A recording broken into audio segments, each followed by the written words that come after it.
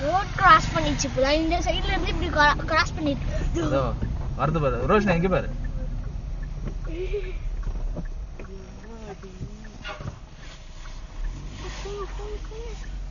தொட்டுது.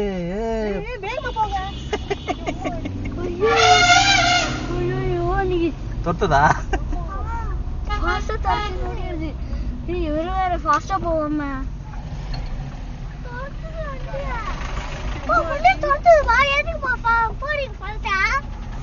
எல்லாம் நிக்கிறான். உள்ள போயிருச்சு. நான் வீடியோ எடுத்துட்டேன்.